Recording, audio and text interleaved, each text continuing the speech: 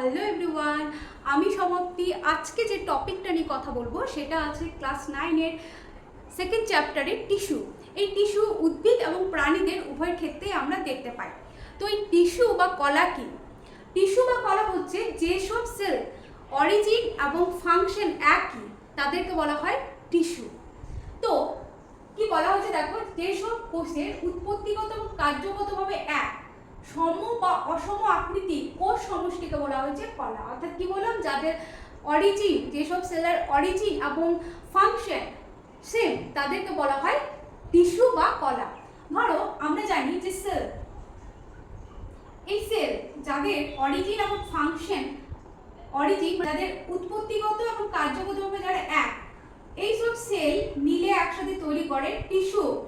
এই টিস্যু তৈরি করে অর্গানকে, অর্গান বা অঙ্গ, অর্গান। এই অর্গান একসাথে তৈরি করে একটা সিস্টেম। আমাদের যদি বলি পরিপাক তন্ত্র, যদি একটা বলি সেটা হচ্ছে একটা সিস্টেম। অনেকগুলো সিস্টেম একসাথে মিলিত হয়ে তৈরি করে একটা ইন্ডিভিজুয়াল অর্গানিজমকে, অর্থাৎ তারপর আমরা তৈরি করে অর্গানিজম। তাহলে এইটা আমরা বুঝলাম যে যেসব সেল অরিজিন এবং ফাংশন একই, যেসব সেলদের তারা একসাথে মিলে তৈরি করে এই টিস্যু। এই টিস্যু আজকে আমরা যেটা নিয়ে কথা বলবো প্ল্যান্ট টিস্যু। প্ল্যান্ট টিস্যুকে দুই ভাগে ভাগ করা হয়, মেরিস্টেমেটিক টিস্যু আর একটা হচ্ছে পার্মানেন্ট টিস্যু। এই মেরিস্টেমেটিক টিস্যুকে আবার তিন ভাগে ভাগ করা হয়। একটা হচ্ছে apical meristematic tissue, apical meristematic tissue. Second হচ্ছে intercalary, intercalary meristematic tissue. Third হচ্ছে lateral meristematic tissue, lateral meristematic tissue. Permanent tissue, এই পার্মানেন্ট টিস্যুকে দুই ভাগে ভাগ করা হয়। এক হচ্ছে simple permanent tissue, simple permanent tissue. Second হচ্ছে complex permanent tissue, complex permanent tissue. আজকে যেটা সম্পর্কে আমরা ডিটেইলসে জানবো সেটা হচ্ছে মেরিস্টেমেটিক টিস্যু এবং পার্মানেন্ট টিস্যুর, সিম্পল পার্মানেন্ট টিস্যুর সম্পর্কে আমরা জানবো। হচ্ছে মেরিস্টেমেটিক টিস্যু কি বা ভাজক কলা কি? ভাজক কলা হচ্ছে যেসব কোষ সমষ্টি সর্বদা বিভাজিত হতে পারে, অর্থাৎ অলওয়েজ সেল ডিভিশন করতে পারে, এবং যেসব কোষ সমষ্টি থেকে ডিফারেন্ট টাইপ অফ টিস্যু তৈরি করতে পারা যায় তাকে বলা হয় মেরিস্টেমেটিক টিস্যু বা ভাজক কলা। তো দেখে নিই কি বলেছে। উদ্ভিদ কলার যে কোষগুলি ক্রমাগত বিভাজিত হয়ে নতুন কোষ সৃষ্টি করে তাকে বলা হয় ভাজক কলা। এই ভাজক কলাকে বলেছিলাম যে কি বলেছে তাহলে, যে কোষগুলি ক্রমাগত বিভাজিত, মানে অলওয়েজ ডিভিশন করতে পারে, ডিভাইড হতে পারে এবং নতুন কোষ সৃষ্টি করতে পারে, তাদেরকে বলা হয় ভাজক কলা। এই ভাজক কলাকে বলেছিলাম তিন ভাগে ভাগ করা হয়েছে। একটা হচ্ছে অভ্যস্ত ভাজক কলা, যেটা বলে অ্যাপিক্যাল মেরিস্টেমেটিক টিস্যু, নিবেশিত ভাজক কলা যেটাকে বলে ইন্টারক্যালারি মেরিস্টেমেটিক টিস্যু, আর একটা হচ্ছে ল্যাটেরাল মেরিস্টেমেটিক টিস্যু বা পার্শ্বস্থ ভাজক কলা। এই মেরিস্টেমেটিক আমরা কোথায় দেখতে পাবো? কাণ্ডের বা মূলের যে অগ্রভাগে এবং শাখা প্রশাখার যে বর্ধিষ্ণু অংশে, অর্থাৎ যেটা গ্রোয়িং পার্ট স্টেমের, সেই অংশে আমরা এই অ্যাপিক্যাল মেরিস্টেমেটিক টিস্যুকে দেখতে পাবো। এই অ্যাপিক্যাল মেরিস্টেমেটিক টিস্যুর মেইন কি কাজ? এই অ্যাপিক্যাল মেরিস্টেমেটিক টিস্যুর কাজ হচ্ছে দৈর্ঘ্যের বৃদ্ধি ঘটানো, দৈর্ঘ্যের বৃদ্ধি, অর্থাৎ লেন্থটা ইনক্রিজ করবে, প্ল্যান্টের লেন্থটাকে ইনক্রিজ করবে।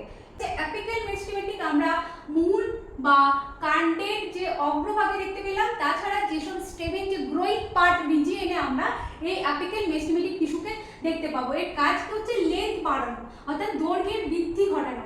যেসব টিস্যু বা মেরিস্টেমেটিক টিস্যু লেন্থ অর্থাৎ দৈর্ঘ্যের বৃদ্ধি ঘটায় উদ্ভিদে, তাদেরকে বলা হয় প্রাথমিক ভাজক কলা বা প্রাথমিক মেরিস্টেমেটিক টিস্যু। এটা বলে প্রাইমারি মেরিস্টেমেটিক টিস্যু। এরপর হচ্ছে নিবেশিত ভাজক কলা, নিবেশিত intercalary meristematic tissue, intercalary meristematic tissue. এই ইন্টারক্যালারি মেরিস্টেমেটিক টিস্যুতে আমরা কি দেখতে পাচ্ছি? এই ইন্টারক্যালারি মেরিস্টেমেটিক টিস্যু হচ্ছে অ্যাপিক্যাল মেরিস্টেমেটিক টিস্যুরই অংশ।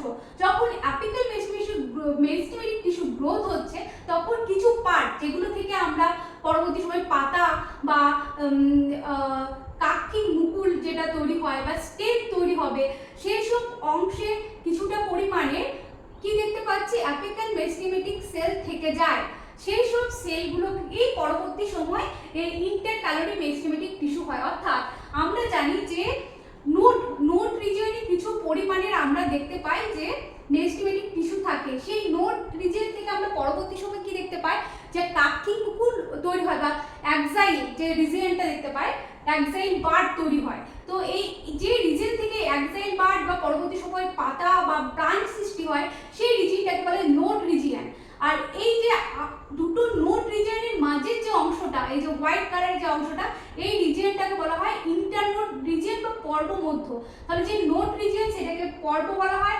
এই পর্বের যে মাঝখানে দুটো পর্বের মাঝখানে যে রিজিয়নটা বলা হয় সেটাকে বলা হয় ইন্টারনোড বা পর্ব মধ্য। তো এই নিবেশিত ভাজক কলা অভ্যস্ত ভাজক কলার ডিভিশন হওয়ার সময় কিছু পরিমাণ নিবেশিত ভাজক কলা থেকে যায়। এই তাহলে কি হচ্ছে যে অভ্যস্ত ভাজক কলা ডিভিশন হওয়ার সময় কিছু পরিমাণের যে টিস্যু মেরিস্টেমেটিক টিস্যু থেকে যায়। সেই টিস্যু পরবর্তী সময় আমরা কি দেখছি ব্রাঞ্চিং বা লিভ বা ফ্লাওয়ার তৈরি করছে বা অ্যাক্সিলারি বাড তৈরি করছে বা কাক্ষি মুকুল তৈরি করছে। এই যে পোর্শনটা একে বলা হয় নিবেশিত ভাজক কলা বা ইন্টারক্যালোরি মেরিস্টেম। এই ইন্টারক্যালোরি মেরিস্টেমেটিক ভাজক কলা আমরা মূলত গ্রাসের ক্ষেত্রে পেয়ে যাই বা মনোকট যেগুলো একবীজপত্রী উদ্ভিদ তাদের ক্ষেত্রে এসব আমরা ইন্টারক্যালোরি মেরিস্টেমেটিক টিস্যু পাই। গ্রাসেস কি কেন গ্রাসেসের ক্ষেত্রে আমরা দেখতে পাই ঘাসের ক্ষেত্রে দেখো ঘাস হচ্ছে খুব ছোট। এবার যদি গ্যাজিং বা কোনো কিছু ক্ষেত্রে আমরা যখন কোনো খাদক সেটাকে খাবার হিসাবে গ্রহণ করে তাও দেখছি গ্রোথ হয়। তখন কেন গ্রোথ হয় যে নিবেশিত ভাজক কলার এই রিজিয়নের মধ্যে আমরা কিছু পরিমাণে কি পাচ্ছি যে মেরিস্টেমেটিক টিস্যু পাচ্ছি। ওই জন্য এই জায়গাতে কাট করলে যদি কোনো কিছুভাবে গ্রেজিং করা হয় ঘাসের ক্ষেত্রে সেই রিজিয়ন থেকে আবার তৈরি হয়। তো সেই জন্য ইন্টারক্যালোরি মেরিস্টেমেটিক টিস্যু মূলত আমরা মনোকট বা গ্রাসের ক্ষেত্রে বেশি পরিমাণে দেখতে পাই। এবার হচ্ছে lateral meristematic tissue. Lateral meristematic tissue এই ল্যাটারাল মেরিস্টেমেটিক টিস্যু আমরা মূলে বা কাণ্ডে কি দেখি যে পাশাপাশি অবস্থান করে লম্বালম্বিভাবে অবস্থান করছে। ঠিক আছে, এই রিজিয়নটাকে বলা হয় পার্শ্বস্থ ভাজক কলা বা ল্যাটারাল মেরিস্টেমেটিক টিস্যু। এটার কাজ হচ্ছে যে উদ্ভিদের দৈর্ঘ্য বৃদ্ধি নয়, এটা প্রস্থে বৃদ্ধি করে। তাহলে উদ্ভিদের প্রস্থের বৃদ্ধি ঘটায় অর্থাৎ এটাকে বলা হয় সেকেন্ডারি মেরিস্টেমেটিক টিস্যু। অর্থাৎ এটার কি কাজ হচ্ছে পার্শ্বস্থ ভাজক কলা বা ল্যাটারাল মেরিস্টেমেটিক টিস্যুর কাজ হচ্ছে যে উদ্ভিদকে লম্বাই নয় মানে মোটা করবে। ঠিক আছে, তাহলে উদ্ভিদকে কে মোটা করতে সাহায্য করে এই ল্যাটারাল মেরিস্টেমেটিক টিস্যু। এটা কি হচ্ছে এটা বলা হয় পার্শ্বস্থ ভাজক কলা। এই যে যেসব ভাজক কলা উদ্ভিদকে মানে পাশাপাশি অর্থাৎ প্রস্থে বাড়ায় অর্থাৎ মোটা করতে সাহায্য করে বা বৃদ্ধি বাড়ায় তাদেরকে বলা হয় সেকেন্ডারি মেরিস্টেমেটিক টিস্যু। এই ল্যাটারাল মেরিস্টেমেটিক টিস্যুর আন্ডারে কারা হচ্ছে যেমন হচ্ছে ক্যাম্বিয়াম, কক ক্যাম্বিয়াম এইসব। তাছাড়াও কি উদ্ভিদ যেমন হচ্ছে যে ডাইকটের ক্ষেত্রে আমরা এই ল্যাটারাল মেরিস্টেমেটিক টিস্যুকে দেখতে পাবো। তাছাড়াও আমরা যেসব জিমনোস্পার্মের ক্ষেত্রে আমরা এই ল্যাটারাল মেরিস্টেমেটিক টিস্যুকে দেখতে পাবো। পার্মানেন্ট টিস্যু স্থায়ী কলা হচ্ছে যেসব কলা ভাজক কলা থেকে সৃষ্টি হয়েছে তারা আর কিন্তু বিভাজন করতে পারে না। যেমন মেরিস্টেমেটিক টিস্যু বা ভাজক কলা বিভাজিত হতে পারতো, এরা কিন্তু বিভাজন করতে পারে না অর্থাৎ বিভাজন ক্ষমতাহীন। সেই সব কলাগুলোকে বলা হয় স্থায়ী কলা বা পার্মানেন্ট টিস্যু। কেমন দেখি ভাজক কলা থেকে সৃষ্ট বিভাজন ক্ষমতাহীন পরিণত কলাকে স্থায়ী ভাজক কলা বলা হয়। এই পার্মানেন্ট টিস্যুকে আবার দুই ভাগে ভাগ করা হয়, সিম্পল পার্মানেন্ট টিস্যু আর একটা হচ্ছে কমপ্লেক্স পার্মানেন্ট টিস্যু। এই সিম্পল পার্মানেন্ট টিস্যু কাদেরকে বলা হয় যে সব কলা কোষগুলি আকৃতি গঠন এবং কার্য একই প্রকৃতির তাদেরকে বলা হয় সিম্পল পার্মানেন্ট টিস্যু অর্থাৎ সরল স্থায়ী কলা। কি দেখলাম যাদের আকৃতি গঠন এবং কাজ একই অর্থাৎ এই ধরনের কোষগুলো যারা সিম্পল পার্মানেন্ট টিস্যু তাদেরকে হচ্ছে যে আকৃতি গঠন এবং কাজ একই তাদেরকে বলা হয় সরল স্থায়ী কলা। এই সরল স্থায়ী কলাকে আবার তিন ভাগে ভাগ করা হয়। একটা হচ্ছে প্যারেনকাইমা, সেকেন্ড হচ্ছে কোলেনকাইমা, কোলেনকাইমা। থার্ড হচ্ছে sclerenchyma, sclerenchyma. Simple permanent tissue, এই পার্মানেন্ট টিস্যুর আন্ডারে, সিম্পল পার্মানেন্ট টিস্যুর আন্ডারে দেখতে পাচ্ছি এই প্যারেনকাইমা সেল যখন অ্যালগি স্টার্ট হয়েছিল, প্রিমিটিভ মানে সব থেকে পুরনো যে উদ্ভিদ আমরা পাই, অ্যালগি থেকে স্টার্ট করে অ্যাডভান্স হায়ার লেভেলের যে প্ল্যান্টগুলোকে পাই, প্রত্যেকের মধ্যে আমরা এই প্যারেনকাইমা টিস্যুকে দেখতে পারবো। তো প্যারেনকাইমা কি? প্যারেনকাইমা হচ্ছে যে সকল সজীব স্থায়ী কলার কোষগুলি কোষান্তরন্ধ্র এবং সেলুলোজ নির্মিত পাতলা কোষ প্রাচীর থাকে, তাকে প্যারেনকাইমা বলা হয়। দেখো প্যারেনকাইমা, এটা যে প্যারেনকাইমাকে আমি জাস্ট ড্র করেছি, এর মধ্যে দেখো কি কি দেখতে পাচ্ছি, নিউক্লিয়াস দেখতে পাচ্ছি, এর মধ্যে একটা কোষগহ্বর বা ভ্যাকুয়াস দেখতে পাচ্ছি, সাইটোপ্লাজম দেখতে পাচ্ছি, মানে এই কোষটা হচ্ছে সজীব।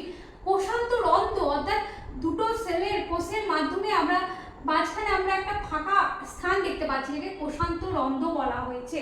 যদি আমি এর বলি যে বৈশিষ্ট্য কি, তাহলে ফার্স্ট হচ্ছে যে সেল হচ্ছে লিভিং অর্থাৎ সজীব। তাছাড়া কি, সজীব ছাড়া সেলগুলো হচ্ছে ডিম্বাকার বা গোলাকার বা বহুভুজাকার। তাহলে হচ্ছে সেলগুলো হচ্ছে কোষগুলি ডিম্বাকার, গোলাকার বা বহুভুজাকার, বহুভুজাকার। এছাড়া দেখো স্পষ্ট আমরা নিউক্লিয়াস দেখতে পাচ্ছি, তাহলে স্পষ্ট নিউক্লিয়াস উপস্থিত, স্পষ্ট নিউক্লিয়াস উপস্থিত। সাইটোপ্লাজম আমরা দেখতে পাচ্ছি, কোষ গহ্বর এবং কোষান্তরন্ধ্র, কোষ গহ্বর এবং কোষান্তরন্ধ্র উপস্থিত, কোষান্তরন্ধ্র উপস্থিত।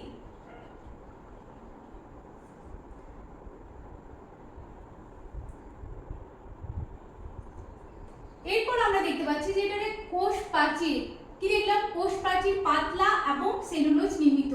তাহলে কোষ প্রাচীর পাতলা, সেলুলোজ নির্মিত। এরপর এটা আমরা বৈশিষ্ট্য দেখি, প্যারেনকাইমাকে আমরা কোথায় দেখতে পাবো? প্যারেনকাইমাকে আমরা দেখতে পাবো মূল, কাণ্ড, পাতা, বিশেষ করে পাতার এপিডার্মিসে আমরা দেখতে পাবো, এপিডার্মিস। এছাড়াও কর্টেক্স আর কাণ্ডের মজ্জায়,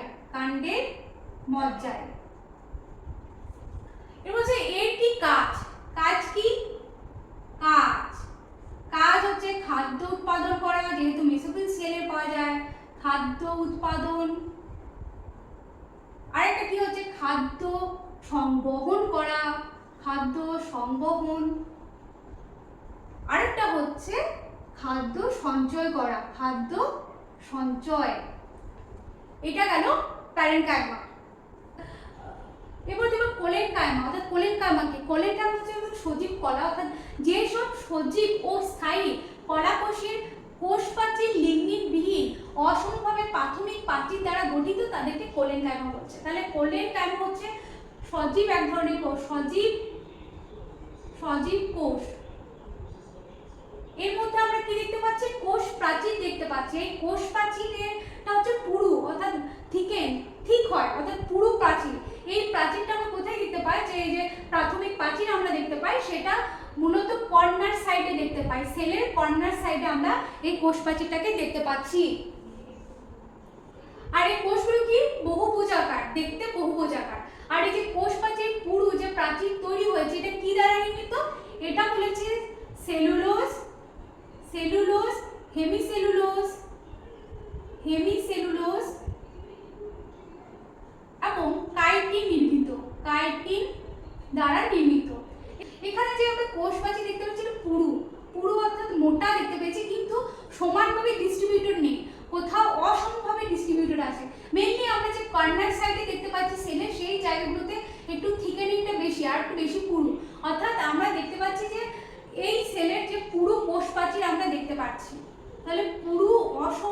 প্রাচীর, পুরু অসমান কোষ প্রাচীর আমরা দেখতে পাচ্ছি, কোষ প্রাচীর। এর মধ্যে দেখো ভ্যাকুওলো আছে, তাহলে ভ্যাকুওলো কোষই আছে। এই যে কোলেনকাইমা আমরা কোথায় দেখতে পাবো? কোলেনকাইমা মূলত যে কাণ্ডে, দ্বিবীজপত্রীর কাণ্ডে কোলেনকাইমা আমরা দেখতে পাই। তাছাড়া দ্বিবীজপত্রীর কাণ্ডে, দ্বিবীজপত্রীর কাণ্ডে, তাছাড়াও পাতার শিরায়, পাতার যে বোটা বা পাতার পেটিওলের মধ্যে আমরা দেখতে পাই, পেটিওলের মধ্যে আমরা কোলেনকাইমাকে দেখতে পাবো। এর কাজ কি হচ্ছে? এর কাজ হচ্ছে খাদ্য তৈরি করা, খাদ্য তৈরি করা, কাজ, খাদ্য তৈরি করা। আরেকটা হচ্ছে দৃঢ়তা প্রদান করা, দৃঢ়তা প্রদান, অর্থাৎ মেকানিক্যাল সাপোর্ট সাহায্য করে।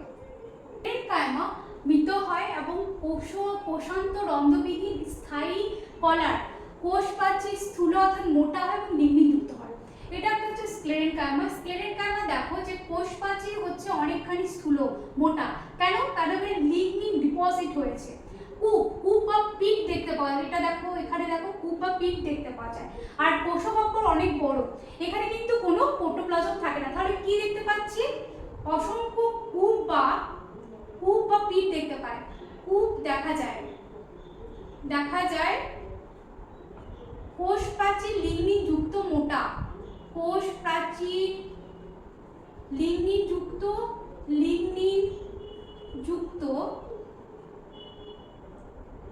স্থূল প্রকৃতি।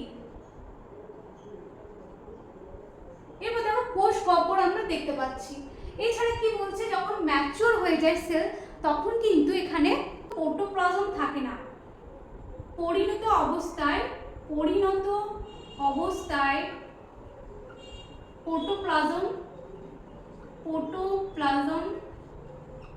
থাকে না। আর একটা কোষটা কি হয়? কোষটা হয় মৃত প্রকৃতি। এটাই।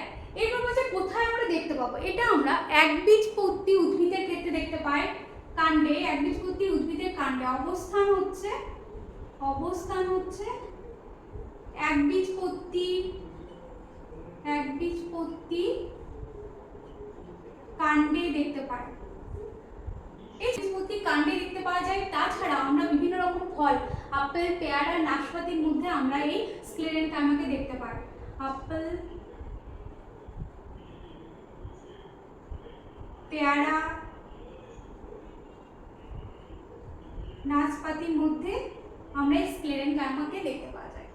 এবার দেখবো যে স্ক্লেরেনকাইমাকে দুই ভাগে ভাগ করা হচ্ছে। এই যে স্ক্লেরেনকাইমার মেইন কাজ হচ্ছে এটা ডেথ, কিন্তু এটা হচ্ছে মেকানিক্যাল সাপোর্ট প্রোভাইড করে। ঠিক আছে, মেইন কাজ হচ্ছে প্রোভাইড মেকানিক্যাল সাপোর্ট।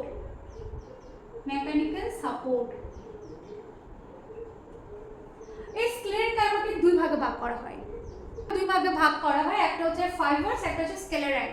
ফাইবারস কোথায় দেখতে পাবো? ফাইবারসটা দেখতে হচ্ছে ইলংগেটেড এবং বোথ সাইড আর পয়েন্টেড বা ট্যাপারিং বলা হয়। তাহলে দুটো সাইড দেখো যুক্ত আছে, অর্থাৎ পয়েন্টেড বা ট্যাপারিং, থিক ওয়াল, ঠিক আছে, আর ইলংগেটেড, লম্বালম্বি দেখতে। এটা কোথায় দেখতে পাচ্ছি আমরা? সিড ফাইবারের ক্ষেত্রে। কটন, আমরা যে কটন ফ্রুট, অর্থাৎ সিডের আমরা যে কটন পাই, সেই কটনে আমরা দেখতে পাই ফ্রুট ফাইবার, মানে হচ্ছে কোকোনাট, নারকেলের যে আমরা মোচা পাই, সেটা হচ্ছে এক ধরনের ফাইবারস। বাস্ট ফাইবার, অর্থাৎ ফ্লোয়েম, অর্থাৎ আমরা যে পাট পাই, পাটের যে আমরা দড়ি থেকে যে সব বস্তা এইসব তৈরি করছি, সেটা হচ্ছে এক ধরনের ফাইবার, সেটা হচ্ছে স্ক্লেরেনকাইমার মধ্যেই পড়ে। তাহলে কি দেখলাম? এই ফাইবারের মধ্যে thick wall, elongated, pointed cell, seed fibre, cotton, fruit fibre আমরা মেসোকাপ পাচ্ছি, কোকোনাটের, নারকেলের যে ছোপড়া বলি সেটাকে। বাস্ট ফাইবার হচ্ছে ফ্লোয়েমের যে বাস্ট তন্তু বলি, সেটা হচ্ছে যে কোথায় পাচ্ছি? পাটে আমরা যেসব জিনিসগুলো দেখতে পাই, সেটা হচ্ছে এই ফাইবার স্ক্লেরেনকাইমার মধ্যেই পড়ে। এবার হচ্ছে স্ক্লেরাইড দেখতে হচ্ছে ওভাল, দেখো গোলাকার দেখতে। তারপর হচ্ছে সিলিন্ড্রিক্যাল, গোল, হাইলি থিকেন, অনেকটা মোটা হয়। আর এখানে যে প্রোটোপ্লাস্টটা রিডিউস হয়ে যায়, এর ক্ষেত্রেও প্রোটোপ্লাস্ট রিডিউস, এর ক্ষেত্রেও প্রোটোপ্লাস্ট রিডিউস। এরা মাঝে যে অংশটা এমটি থাকে, অর্থাৎ শূন্য, কিছুই থাকে না। এই স্ক্লেরাইড মূলত আমরা ফলের ক্ষেত্রে দেখতে পাই। কি কি ফল? যেমন পেয়ারার যে পাল্প, পেয়ারার, নাশপাতির ক্ষেত্রে, আপেলের ক্ষেত্রে আমরা এই স্ক্লেরাইডকে দেখতে পাই। সো আজকে এটাই ছিল আমাদের টিস্যু, অর্থাৎ প্ল্যান্ট টিস্যু পুরোটাই পড়েছে। বাকি যেটা আছে সেটা হচ্ছে কমপ্লেক্স পার্মানেন্ট টিস্যু, ওটা নেক্সট লেকচারে কভার করবো। Thank you so much.